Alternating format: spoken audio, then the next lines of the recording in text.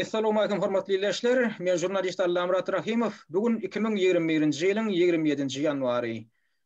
Bu da köpleşigimizde biz Söhbetdeşlik hökmünde geçirýär. Söhbetdeşlige de Türkmenistanyň Halk Hereketi adly opozisiýon hereketiniň käbir agdalaryny çağırdım. Bu gepleşikde de Türkmen opozisiýasynyň daşary ýurtlarda alyp barýan işleri hem şol işler bilen baglanşykly käbir meseleleri aralyp maslahatlaşmakçy. Türkmenistanyň Halk Hereketi adly opozisiýon hereketinden bu gepleşigimizde hususanly aktivistlerden biri Bahary çağırdım. Bahar, hoş geldiňiz. Salam aleykum. Hoş bulduk. Halk Hereketi'nin yeni bir aktivisti Rozmurat'ı çağırdık. Rozmurat, hoş geldiniz. Salam aleykum. Hoş bulduk. Bu hareketin aktivistlerinden yeni biri Artık katnaşıyor. Artık, hoş geldiniz. Salam aleykum. Hoş bulduk. Indi hormatly izleyijiler, aktivistler, indi men olal bilen sizden sorajakladım. Şu geçen ýylyň tomsunda sizin şu hareketiniz ýüze çykdy. O hareketem siz Türkmenistanyň Halk Hereketi diýip atlandyrdyňyz. Indi şu Türkmenistanyň Halk Hereketi diýip atlandyrylýan opozisiýon hereket daşary ýurtlarda ýaşaryp barýan beýleki opozisiýon toporlardan näme bilen esasan tapawut. Ýa-da näme üçin siz şular ýaly hereketi döretmeli diýip karara geldiňiz. Geçelim tomsun. Kim cevap verecek? Gel ben şuna ben cevap vereyim. Bolya Rozmurat aýdaýyn. Salam aleykum vatandaşlar. Men şu ýanky diýişiňiz ýaly biz Tomus aýynyň 19-ndan soň bu nämeni halk hereketini, Türkmenistan halk hereketi diýen bu näme tapary döretmäge biz mejbur diýen ýaly ýagdaýda bolduk. Şu 19 iyul ayında geçen nämeden şol mitingimizden soň berde birazrak halk hereketi bolarak biz başka bir nämelerden birazajyk bir näme boldy. Biri çıkın diýdi, biri çıkmaň diýdi, halkyň biri eline uran ýaly, biri nämeden ýaly, şonuň ýaly bir giden problemalar döredi aramızda. Soň gördük böyle halk dargap başlajak da bu hiç halkta ınam gaçdy da bir nämede liderlere men aýtdym bize bunuň ýaly daha ýigitler böyle edelim. Bize lider gerek derinde. Bundan soň lider diýenlerden gönlümüz galdydyk. Şonuň üçin şeýlere bir topar edelim. Aramızda meclis ýaly 10-15 adammy kim şu bizim toparımıza gatnaşsa bir adam hem mezar çözmesinde maslahatlaşıp çözeli şu zatları. Şunun ýaly hem kim bize yine goşulmak isteyen olsa gelsin goşulsun dedik. Son şu arada özünüzün hem habarınız vardır. Bizim bäri Türkmenistan Halk Hereketi iň ulu bu toparların biri oldu. Bizden başka bir köp miting geçiren hem bolmadı. Yine bir tarafı son biz köp nämeleri çağırdık. Gelin bize goşulun, biz Halk Hereketi olar bizi özüne çağırdı. Biz onları çağırdık. Bu aramızda birazcık nämeler boldu. Kulaklaşmazçılık geleni geldi. Son yine izne gaýdyp gitti. Hazır şu wagt biz indi gördük. Yine de bu ýagdaýa düşündük. Yekelikte yine hiç saat edip bilmeyeceğimizi. Bizim hemmemizin maksadımız bu. Şu Türkmenistan'ın şu diktatör sistemasını ayırıp halkı bir azad durmuşta yaşatmak. Yanımıza edir bizim ýaly şo pikirde başka nämelerin böyle şu bizim ýalylığını düşündük indi. Ben işte de başka bir soru ýüze çyk ya. Bagışlaňyz söýdüňiz böleýän bolýan. Indi sizin şu halk hereketiniz beýleki opozisiýon toporlardan näme bilen tapawutdan ya? Ya bulan bir şu opozisiýon toporlaryň birimi? Yok, bizim tapawudymyz var. Biz ýanky diýişim ýaly bizim aramızda lider yok. Lider yok. Biz şu lider bizde yok. Halk bolarak ýanky diýişim ýaly maslahatlaşyp edýäs. Ara bir teklip düşse şu teklibi 10-15 oglan aramıza alıp kim köp ses alsa şu ses alanların yine şu mitingler geçti zaten şu yaşolda da bu adamın teklibi değildi ol. Mitinge gitmek, sonra näme gittiniz eyle böyle diyenler oldu da bize şu teklibi orta yaz. Köprü kayıs taraf olsa şu biz gittik 25. Oktyabr'da nämenin şu konsolosluğun önünde näme miting geçenimizde şu yerde oğlanlarımız tutuldu bayram bilen cuma sapar. Onda da şu bir adamın nemesi değildi o. Şu teklifi orta attık ve 11 adam vardı. Şu yerde 3 adam karşı oldu, kalan 8 adam şöyle gitmeliydi. Şu zararlı son gittik. Biz neme için gitmedik. Ses şu Kayıs taraf neme olsa köpçülüğün neme şu demokratiyanın bu görünüşü şu da. Nu azlığa da hürmet koyuyoruz biz. Nu şimdi etmeli köprülük, Kayıs taraf köprülük olsa bu bravo. Şimdi her zamandan sonra biz doğru maksadımız gördük yağdayı. Şimdi yeke atın çanı çıkmaz diyişiyalı Türkmen'de. Şu biz köprüye şu nemene devletini saçıp aldık. Şular bilen köprüye şular nemesi pozisyası bizim pozisyamızı bilen benzeş. Şunun için şimdi bundan sonra mitinglerimizi, neme protestlerimizi şu neme devlete bilen bir rek geçmeye indiki maksatlarımız az şu. Yönetici'nin häzirki şu halk hareketini şunu ýaly adlandyrıp bolarmy? Mysal üçin beýleki opozisiýon hareketlerden lapy geçip bolan adamlar bir ýerlik barjak bolsa, siziň ýanyňyzda barýarlar diýip bolarmy? Mysal üçin beýleki opozisiýon toporlaryň işinden bir näýile bolanlar siziň ýanyňyzda gelýär, siziň ýanyňyzda üýşýär diýip bolarmy? Siziň hareketiniz şolar ýaly bir hareket diýip adlandyryp bolarmy? Kim şuňa jogap berip bilje? Artık şu arada näme aýdyp boljak? Sizin häzirki hareketin. Awa? Aleşni bolar. Näme üçin bolmasın? Häzir bizim asnavnoy selimiz şu Türkmen doganlarımız hemmesem devlete bolsun ya başka biri bolsun. Hemmesem bizim doganlarımız. Bize gelsin, devlete gelsin, haysını halamayan bolsa halayanına gelsin. Yeter ki gelsinler. Потому что yine tiz yakın vakta nesip olsa hemmemizden birleşeriz. Şolar ýaly niyet var. Men hem habarlaşıp da otuyum ya. Yaş ulan hiç kaysam yok diyen yok. Hemmesem paddejuvde de otuyur nesip olsa pamoymu ulakan bir netice çıkar bu işlerden. Ya umuman beýleki guramalarda goşulyp ýörenlerden birini gidenler var da Tomusdan ýary käweler gitdi. Sapar Klimov'un toporundan hem gidenler var. Ya devlete toporundan hem gidenler var.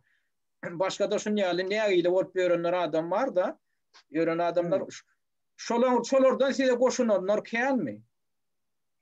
Ben cevap versem bolarmy? Awa Biz indi bir berde bir prosto halk deyip de bizi sada halk bize gelip goşulýarlar. Şu halk bilen bilerek biz hemmesine de şunu anlatýarys. Biz bir sada halk maksadımız hem şu halktan güçlü neme yok. Bu neme de Rusya'da geçti. Demonstrasya yakında. Sonunda da adamların hemen nemesi мы здесь властiydi. Doğru mu? Biz de hazır şu biz berde neme deyip biz şunu öne sürecek oluyoruz tabi. Halk biz de hak hukukumuzu berde talep ediyoruz. Şu zatları halka düşüntürmeyi şu maksadımız. Şu an o yerden öykele değil mi ya? Yine düşüneni geliyor bizim yanımıza. Biz bilen bilerek yine bizim komentaryalarımızda da şöyle yazıyorlar. Bizi size ne ki duşup siz neme olsa mitinglere çağırın bizi de. Hazır köpeldi bizim nememiz. Salonliklerimiz de biz taraf olacak. Taraftarlar. Ne bahardan sonra jokladym şu beýleki guramalar bilen siz hizmetdaşlyga mediasiýaňyz bolun.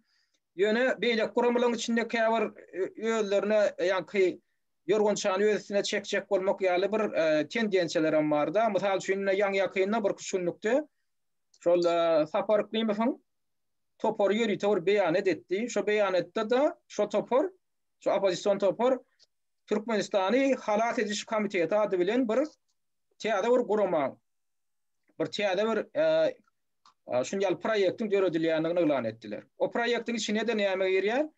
Girmeli indi şolaň planyna görä Türkmenistanyň geçiş hökümeti bir wagtlaýyn hökümeti dörediljek. Ondan Türkmenistanyň geçiş parlamenti diýip bir wagtlaýyn parlament dörediljek. Ondan Türkmenistan konstitusiýon topor diýip, ýa-ki Türkmenistanyň täze bir konstitusiýasyny işläp düzjek bir spesialistler toporu dörediljek. Indi bunun başına şöyle uyadaydışı boyunca Sapar iklimi filan hamra söyünüp durmalı. Indi şular ýaly ideyasına nähil garaýaňyz? Şolar sizden çağırdylar mı adamları şu işe gatnaşmaklyga? Ya size şu arada bir salasallylar mı? Sizden maslahat etdiler mi? Ya size bir zatlar çepliyip etdiler mi? Bahar, siz näme aýdyp biljek şu arada?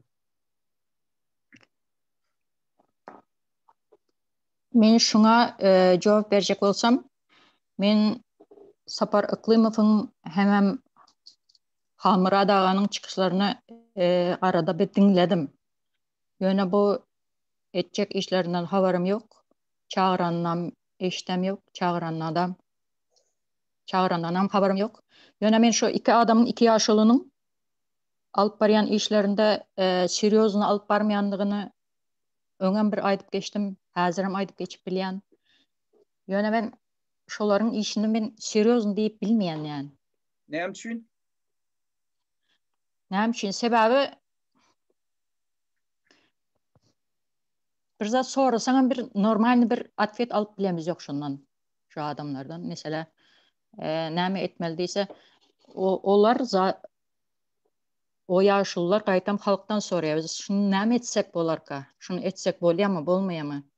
Şeylerek etsek bolarmy ka diýip gaýtam halktan soraýar. Şonuň üçin men köp bir güwenip bilem ýok ýani şu 2 ýaşlynyň alyp baran işlerinde. İnanım o kadar näme däl ýani. Indi size de çeklip gelip goşmatda şolaň ýa döretçek bolýan halat ediş komitetiniň düzümine girmek, gatnaşmak barada teklip gelmedimi? Teklif gelenini eşdem ýok. Teklif gelen ýok maňa. Eşdem ýok. Artık Rodumrat siz näil garaýaňyz şu soňky ideýa? Şu Türkmenistanyň halat ediş komiteti ady bilen täze bir proýektiň döredilmegine hemem şuňa gatnaşmak meselesinde näil garaýaňyz?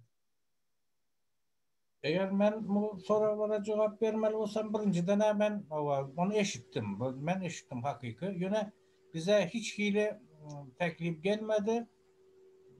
Ben onların nemedisini söyletsen o yerde ılımlı nemeli adamlar gerek institutu kurtaran adam olmalıydı. Öyle böyle değildi. Şuurdan, hukukundan işleyen adam var. O da doğrudan. Yine bir zat şu neme üçün edilýän bolsa ben privetsoy, vatanımızın azad bolmagy üçin edilýän bolsa men ona garşy däl, edilsin, etsin. Yine bu häzir birazrak iyilmik diýen de birinji bir näme bir nämenin Türkmeniň bir nämesi var. İlki bar bazary göreýin hany onça sygarýaly mal sygarýaly bazarymız barmy ka diýen ýaly bolýar da bu. Şonun ýaly biraz da ilk halkyň agzyny jemläp bu da bizim ünsümüzü halkyň ünsü başka ýaly çekiljek ýaly da men şundan biraz da howatyrlanýaryn. Yine halkımız oyanıp başladı. Şular bu ünsünü başka yana gitjek ýaly bolup durda men biraz da howatyrlanýan. Bundan bir näme mokda begene mokda bir howatyrlanýan. Men öz pikirim böyle. Başgasy näkile söyletsem. Indi şu taýda näme barda bir diýjek bolýanlarym. Indi men şu taýda sorajak bolýanlarym şu geçenki Tomusda da şu Sapar Iklimov'un topory bir täze bir idewlet diýip bir derňep döredýänliklerini, ýa-ni bir gurama döredýänliklerini elan etdiler. Oňa da saýlawlar geçiriljekdigini elan etdiler, geçirilip başlanyny elan etdiler. Indi gatnaşýarlar diýdiler şoňa şol ýa-ni idewlet diýilen, elektron döwlet diýilen hökümeti. Ýöne soň hiç şeýle bir beýanat bolmady da. Indi ondan soň indi täzeden ýene de bir zat elan etdiler da, täze bir hökümet. Şular ýaly adam indi siz aýdýaňyz Rodumrat şu ilki ölmek diýilen ýaly bir zat diýäňiz da adamlary hakyky bir alnyp barıljak opozisiýon işden ilki sowmak diýilen ýaly. Artyk siz şuňa nähil garaýaňyz? Siziň hem garaýşyňyz şoň ýaly sowmakmy ýa hakykatdan şu opozisiýon hereketi biriktirmekde rol oynap bilermi? Ya da bu bölmeklige bir hili içeri berýän zat. Eger bölmeklige itergi berýän zat bolsa her hili bizden abratny at berdiler kim bolsa. Ýöne bir muturun bahar şu nämeňiz gaýmylatmadan telefonuňyzy gaýrat edin. Şunu yerleştirecek bolýandy yerleştirip bilemiyorum. Tamam. Oldu. Boldy. Yo yerleşdi şu at go dur. Boldy. Aha. Boldu. Artık devam ediyorum, aydiyorum. Bizim tezelden anı verelim. Ava. Bizim şu hazırkine yurdumuza, vatanımıza alıp var oturan şu hevesimize yanlış zatlar ediyen bolsa hiç kaçanan biz o zatları goldamarız. Yani eğer de şu zatların peydası var olsa kanışını biz iki elimiz bilen protestoyum. Kim elinden neme gelse etmeli. Hazır şu an yurdun dönükleri tağam yeterli. Bu hazırca barca toplanıp oturan adamam dağıtmak bu hakikaten bir haramzadalıktır. Onu her kimen bilip koysun. Yani şular yani proyektler var şu opozisyon toparlar tarafından ödürülen yani şular hakikaten ama opozisyon birleştirip bilecek zat mı? Ya şu gayta tersine işler mi ka? Şu var da ne ahil fikri? Bizim nadeysin alıçı. Başka istat deyilecek değil. Hadi denesinler. Pожалуйста, eğer de hakikaten birleştirip bilse her kimen birleşsin. Hakikaten şu diktaturanı yok edelim. Başarıp bilmeyen bolsalar belli bolar. Indi umuman son kuvatlar bir hili var, opozisyon işinde durgunluk dörenlik vardı da fikirler var da. Şu başta geçen yılın yağ aylarında tom duvamında mitingler oldu da etti. Opozisyon bir hili aktivlik görkezini. Yine son kuvatlar kendilerinde miting hem yok, da adam yok.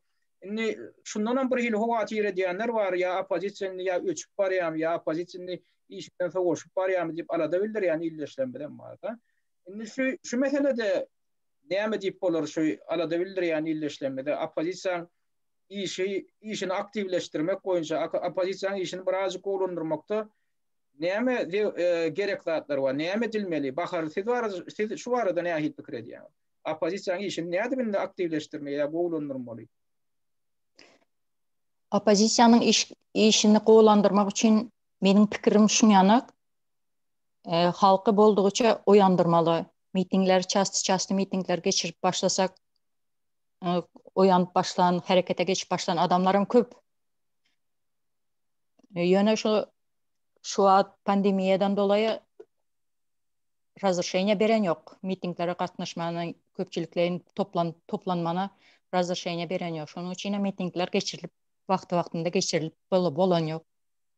Şu mitingler, men pikirim şunýanak, şu mitingler çastı bolsa, adamlar bir bilen maslahatlaşykda, zon protestlerinde köprek bolsa, adamlar harekete geçip başlar diýip pikir edýän ve şu mitingleri köpeltme, haýyş edýän adamları çağırýan şu mitinglere goşulsun, gatnaşsın diýip. Indi sizin halk hareketiniz şu esasy şol mitinge esasy aksent berýän, esasy üns berýän sizin halk hareketiniz da miting geçirmek çarelerini. Indi häzir şu ýöne häzir şu Türkiýede bizim bilişimiz ýaly karantin çareleri güýçlendirildi soňky döwürde. Şu karantin çareleri birazcık häzir açylyşyp başlasa, ýumşaklansa, sizin ýene täzeden şu miting çarelerini täzeden ýola goýmak planyňyz barmy? Planımız var. Birinci bilen konsolosluğa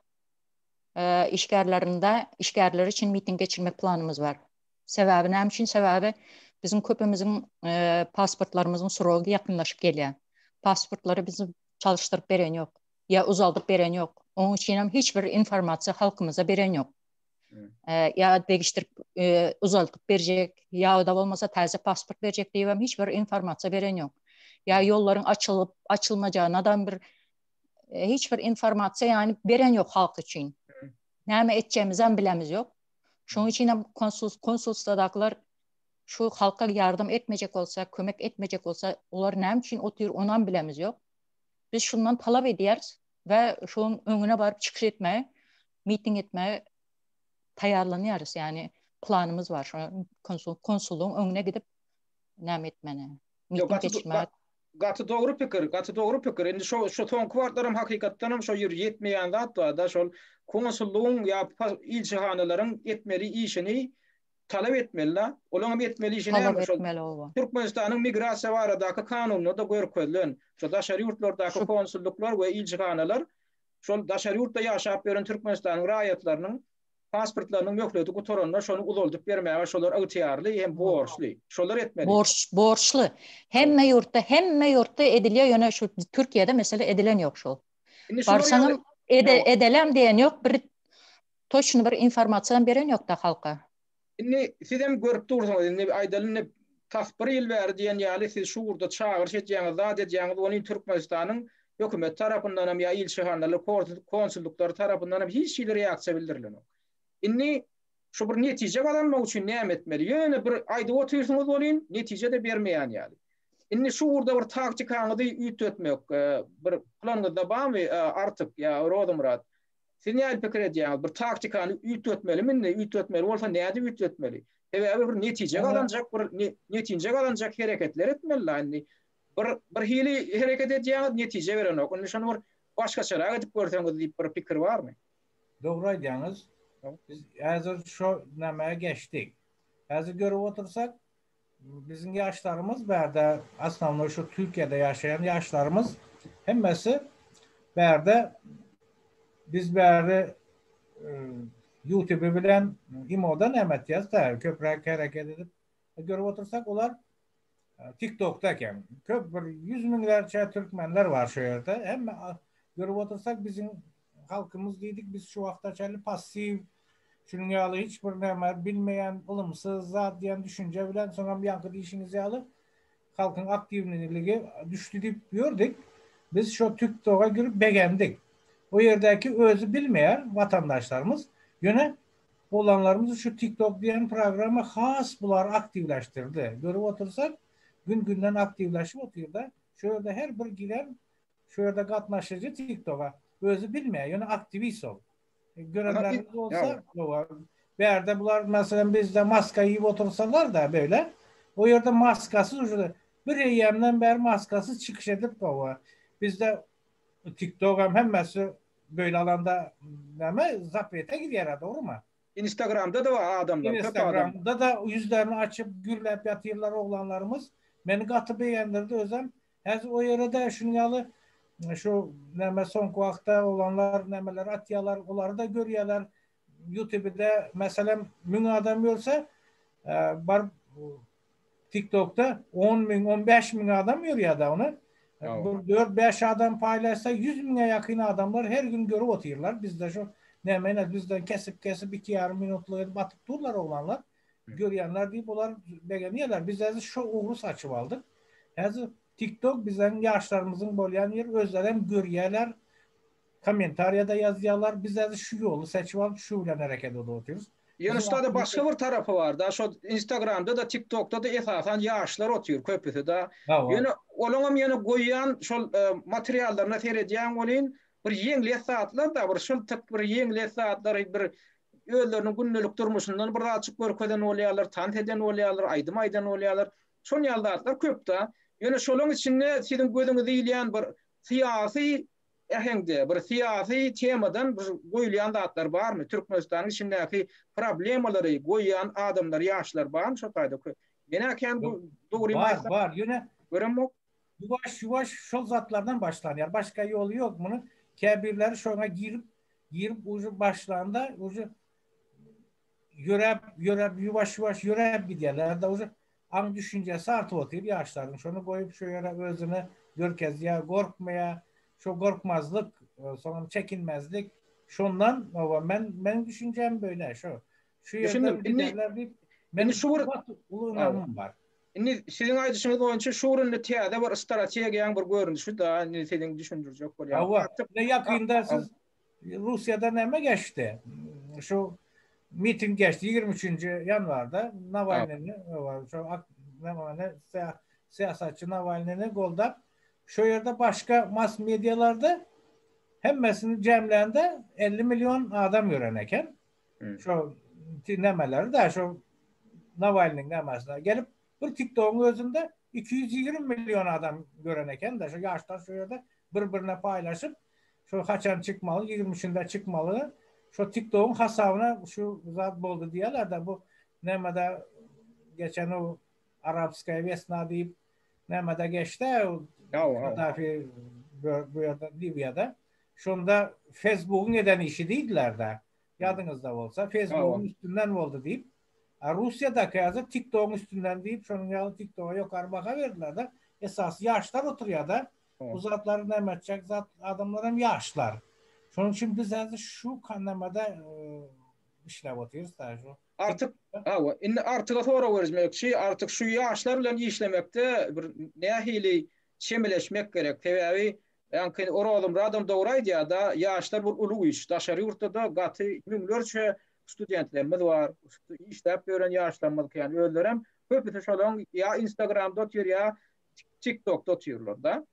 İnni şolar yağlar bilen hadir işlemek için bireyli amatlı yağdayım emele amatlı yağday demek bilen hemen gözüňde tutjan soňky wagtlar şu daşary ýurtlardaky studentlere pul geçirmek meselesinde ena çalan öňünde ullukan piýasgelçilik göredildi. Öden emeli piýasgelçilik inni Western Union'a bir wagtdaýyn işini tawtatdylar. Soň ýene täzeden bir küçülnükde täzeden aýtdylar, işläp başlady diýdiler. Ýöne Western Union'dan hem inni geçirip boljak pulun meşguri $50 diýip baglan edildi.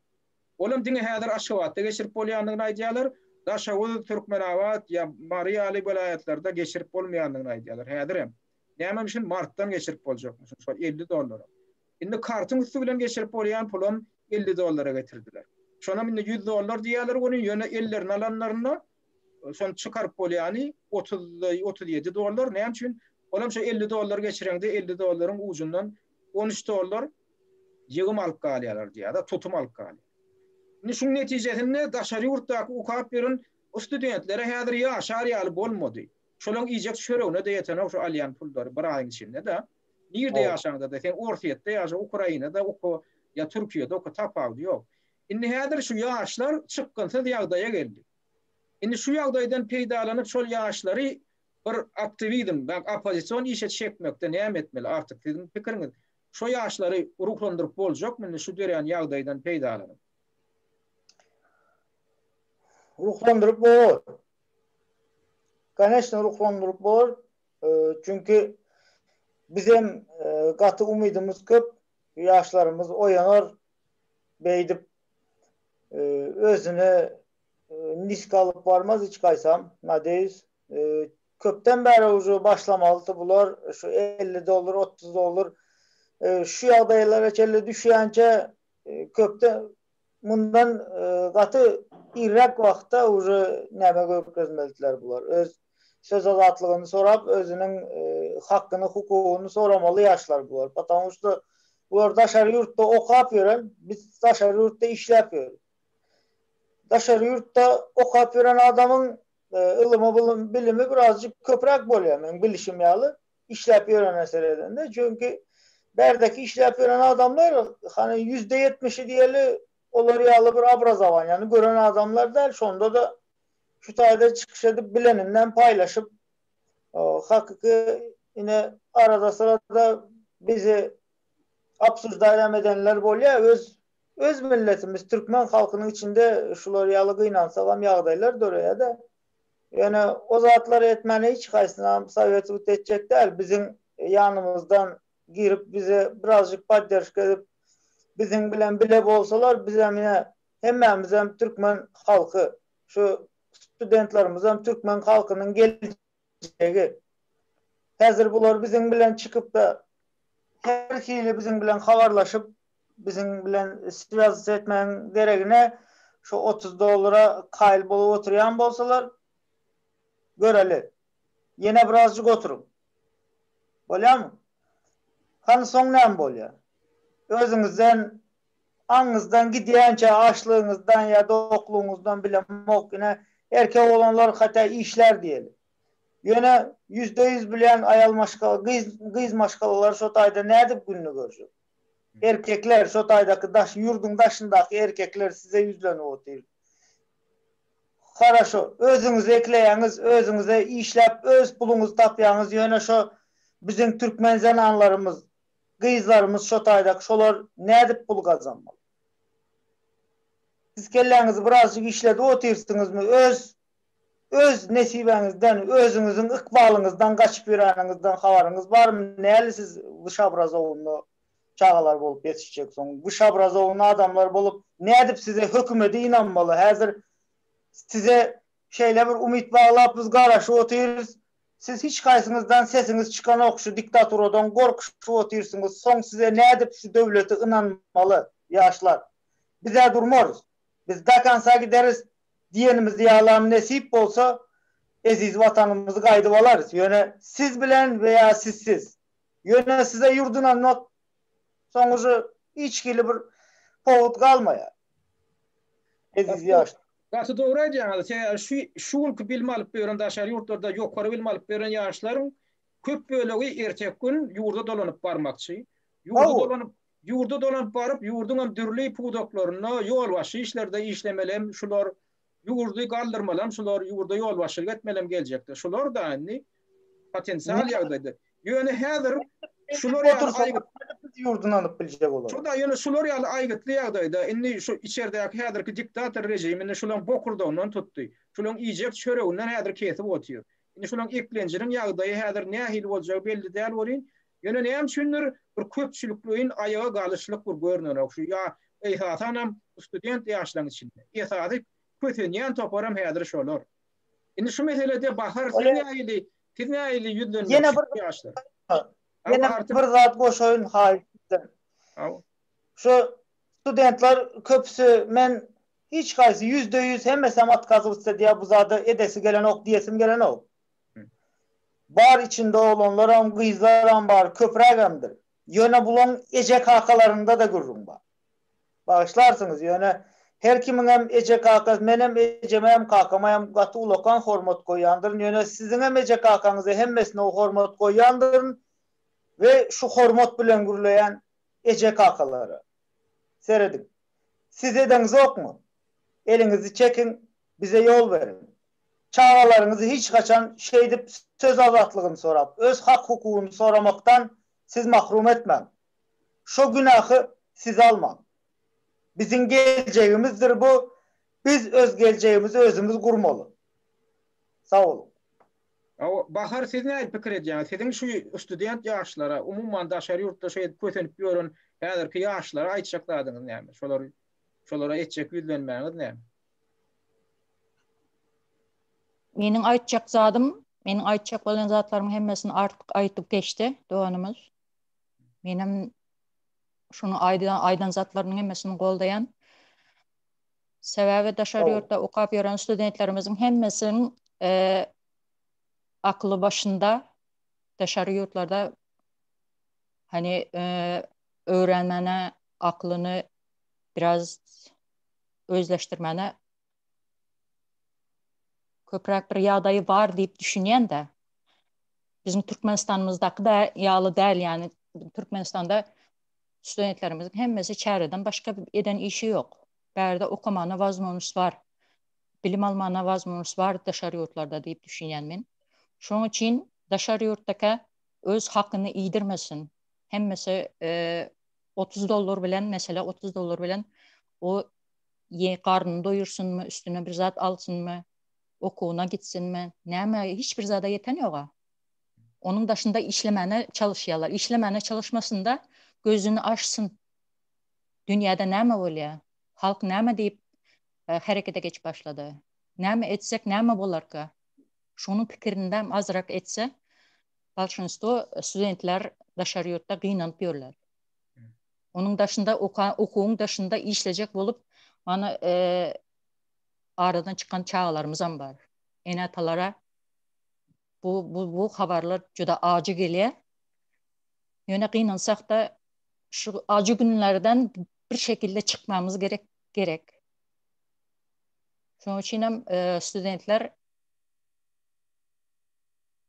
näme diýjäm men bilemýär. Hani girsinler, internete girsinler. Dünyada Türkmenistan'da nämeleri bolup geçýär, şular bilen politika bilen bir en azında bir gyzyklansalar diýen, düşünse diýen, hak hukukunu talap etmeni öğrense diýen. Doğru. Şoňa çağırýan men studentlere. Rolum rat Sizin näme aýtjaklardyňyz bar? Şu häzirki dören emele gelen ýagdaýy gödöňde tutup täbäbi ýagdaý hakykatdan gaty bir çykgynsa da ýagdaý häzir. 10 000 Gatı gözgeni ýagdaýda 10 000 student ýaşlar okap ber. Gözgeni ýagdaýda bolsa da ýanky artyklarymyzyň diýişi ýaly oglan nämeler erkek ýigitler gidip işde tapyp işläp ýörler. Ine bu şu gyzlarymyza bolsa da jebir boldy. Häzir gaty jebir boldy. Indi şonda da ýa-ni men bir studentlaryň birkisi bilen gürleşdim olar diye. Hatya şonda da biz diye bagıtly ýaşlar diye. Indi bir diye ýurdun içine bir nazar aýlasaň diye, ha biz çykyp okap ýörüs diye. Şu ýurdun içindäki ýaşlarymyz diye şu nämedenem diye näme diye de mahrum edilen diye de. Häzir näme koronavirus gidende de ýurdun içinde şu ýaşlar üçin ägir tuly näme çeklenmeler girizildi. Şu ýaşlar girip hatya bu şu student köpsinde şu talyplyk nämesini görüp ýörler, şoňa begenip ýörler. Ýöne käbir ýurdun içindäki olanlarymyza şu zatlar münasip etmejek ýaly etdiler de. Institutlaryň atlaryna çelli haýsy institutda okap bilen haýsysynda ýok. Bir näme almak üçin, para almak üçin bilmeýän näme üçin edildi. Şu zatlar şu Türkmenistanda izine şu zapretler girizilip ýatyrlar. Şu zatlara da zapret girizdiler ýaşlar. Şonuň üçin bu ýurdun ýaşyndaky däl. Men şu ýurdun içindäki ýaşlarymyza men çagyrýan şu ýere. Näme diýýär? Çagyrýan şu ýaşlar okajak, zat näme edecek? Näme ılım aljak, zat oglanlarymyz bolsa şolar näme etse olaryň öz hak hukuklary üçin birazrak ayaklansa, pikirlense, hiç olmasa bir pikir alışsa birek bilen bir yakınlaşıp diyen pikirim var. Birazcık size yardımcı olayım. Muallim, bağışlan sözünüzü böldüm. Bizim yaşlarımızam, yaşlılarımızam, bizim deňduşlarymyzam hemmesem gatı prekrasny bilýär hemmesi adam. Bular öýnän pikir edýär, jaýnan pikir edýär, çağalaryndan pikir edýär, hemmesinden pikir edýär. Indi pikir vatanı pikir etmeli yerine gelende ey goýaý diýär. Şunu bir pikir etmeyin diye, başım ağrar diye, başıma bela bulur diye. Yöne näme üçindir alıp seyretseniz bize öňü ýoktuk. Yöne bizim yüregimiz aýtdy bize. Sen şo taýda gerek. Sen şo taýda bolmaly. Sen türkmenmi? Sen şo taýda bolmaly. Türkmenler. Hani nirdesiz? Näme üçin türkmençilikde şeýdi bir agzy bir bolup bolanok? Biz bundan öň agzy birdik. Gidip gelýärdik hemme ýerlere Türkmenistanyň içinde arkaýyn bir-birimiz bilen apşat edip emmemiz bize de gelýärdiler, biz de gidýärdik. Ýöne häzir koronavirus diýeli.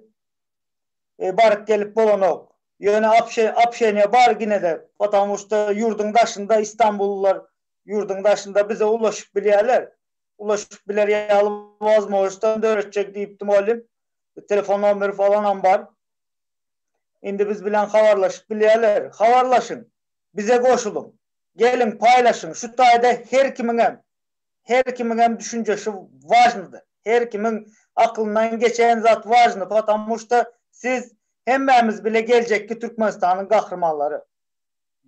Indi şu taýda men ýene de bir gedep bir zady atlaçak bolýanlar, şu üýşülip bir ýyl bolup bilelikde birazjyk hereket edilen netije berýän zatlaryň biz görýäs. Şoňam biri şu wakalyň birimle geçen ýylyň sentýabr aýynda bir 30 töwerek biziň aýal ýyllanmaz Aşgabatyň merkezinde şol ýol gödäwçilik müdürliginiň öňüne baryp özleriniň şo sürüjülük şahadat namasynyň möhletini uzatmakly talap etdiler. Sebäbi soňky 2 ýyl bäri şol möhleti gutaranam bolsa şol sürüjülük şahadat namasynyň möhletini aýallara uzatyp bermediler. Şol edilen bir kitany miting çykyşynyň netijesinde eýem şol aýal ýyllanmadyň sürüjülük şahadat namasyny täzeläp berip başladylar. Eýem olaň arzalaryny kabul edip başladylar. Şolaram gaty hoşal, şo edilen işden özlerim hoşal, hemem bizem hoşal. Ene şu ödem näme görkezýär? Bari o bir 30-dan gowrak bir aýal gyýlan eden hereketi tähelçilik bir görkezen aktivligi şolar ýaly netije beripdir. Eger häzir adamlar müňlerçe bolup toplanyp il şahalanın öňüne baryp, konsulluklyň öňüne baryp, şu ýanky pul geçirmek meselesi bilen, ýurdun içine girip çykmak meselesi bilen bar bolan kynçylyklara protest bildirdiler. Yerli yerden il bolup hareket etseler, ilin müjü, silin müjü diýipdirler. Şuň almajak galaty ýok, şuň bermejek netijesi ýok. Şolam halkyň özüne bagly. Halk şoňa düşünmeli. Esasanam ýaşlar ulugy bolupdy. Esasanam aňly düşünjeli ýaşlanma şoňa düşünmeli. Öz akwallarynyň häzirki şu günleriniň özlerine baglydyr. Eger şu gün şolar hareket etmese, ýagdaýyň ýene bundan biter yaramaz boljakdygyny düşünmeli. Şonam düzedip bilýär. Adamlar düzedip bilýär şonu. Şolaň elinde. Indi şu meselede eger aýdaly ýaşlaryň içinde sizin halk hareketinde goşuljaklar bar bolsa, sizin gurunajak geljekde ýakyn günlerde gurunajak mitingde, demonstrasiýaňda goşuljak ýaşlar bar bolsa, şolar nädip siz bilen habarlaşyp biler? Artık yani Rozmurat. Sizin doğru diýäňiz, biz kontakt nomerlaryňyz barmy size nädip şolar baglanşmaly? Hava indi biz size yakında şu kontakt numarları koyacak. Yani işiniz ya bizim şu maksadımız var. Ben yakında şunu biz halk hareketi olarak ilan ettik. İşte 10.000 adam dedik daha 10 binden az 4.000, 3.000, 4.000 adam olsa da bu nemelerde, imolarda, sonbaherde nemelerde şu yankı değişim ya TikTok'larda adamlar dua edin bizim yolumuz açsın deyip Allah yol. O adamlar bizim yolumuzu Allah bağlamadı.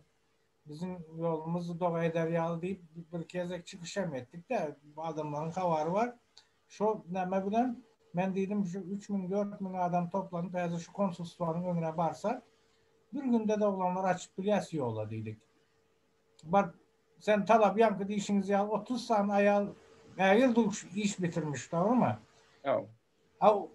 3.000 4.000 adam şöyle varsa Türkiye'nin hükümeti de bize ünlüyeceği görünüp dur da bizi 4.000 adam şöyle varsa hiç kaysını tutulan bilmeyen 10 adamı tutup bilmeyenler ne giden tutsun sonra biz böyle Trevoni'ye bilen varsak ne için biz bilen kızıklanacak tapılacak da beydip otursak bu hazır iyuna süşürüptürlerdi yani haber kebir Ağustos'ta süşürüptür dedi yollar Ağustos'un 12'sinden açılacak diyenler hem vardı açık olan yine Ağustos'un gelende yine yanvara süşürecek mindeki yılın yanvarına da Allah bilir.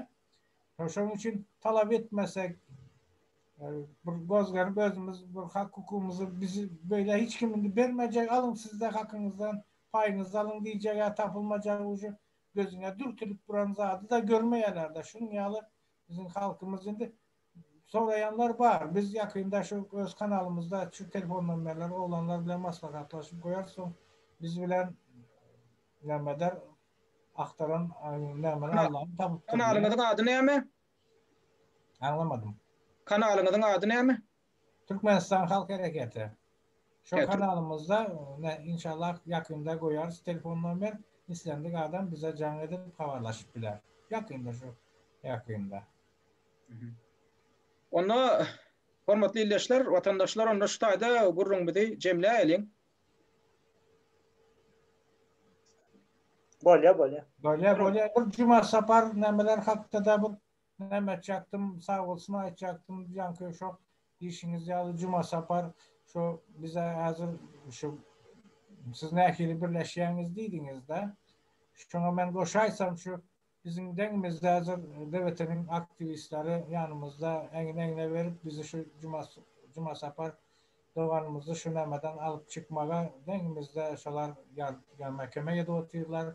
Şu nemeden pursattan peýdalanıp şu devletinin yol başçılarının nemelerine, liderlerine, aktivistlerine biz ulu minnettarlarımızı bildireyin deyip ama adamlar da bilsin biz ağız bir hareket ediyoruz şunu bilsinler deyip şunu böyle. Şu nime dinleýijilerde bir ýatladayın şol geçen ýylyň oktýabrynda İstanbul şäherinde miting geçirilmäge finansiýa edilenne Cuma sapar deyip bir illeşimde tutsugasyny aldylar. Oňam dokumentinde bir kemçilik bar eken. Häzirki wagtam şol izolýatorda saklanýar. Şonam halat etmek uğruna, şonam adatlyga çykarma uğruna käbir opozisiýonерler iş alyp barýarlar. Umma şo gurrun şo barada bar ýa-da. Artık aýtjak taýdyňyz barmy? Ova şu ilk başta Cuma Sapar bilen bayram tutulan vaxtında nitolka DVT-nin hazırına DVT bolsa ondan Çemen Örayeva bilen Devlet Baykanam Gatul Okan kömekler ettiler. Elinden gelenini ayamadılar hiç kaysam. Sağ olsunlar. Yeniden şeydip birimizden padderşka garaşıp nemeder nesip olsa şu Cuma Sapar doğanımızam çıksa gatı govular. Vatandaşta önümüzde planlarımız gatı kendidir. Hem koşulmamızda sizden xahiş ederim. Hormatly izleyijiler, bugün şu Türkmenistan Halk Hareketi adlı opozisyon hareketin bir neçe agdalar bilen söhbetleşdik geçirdim. Söhbetleşlige şol halk hareketinden illeşimiz Bahar, Rodumrat hem artık katnaşdı. Gepleşigi Allamrat Rahim Alpardi, bilferip dinleýäniniz üçin köp sag bolun. Sağ olun. Sağ olun.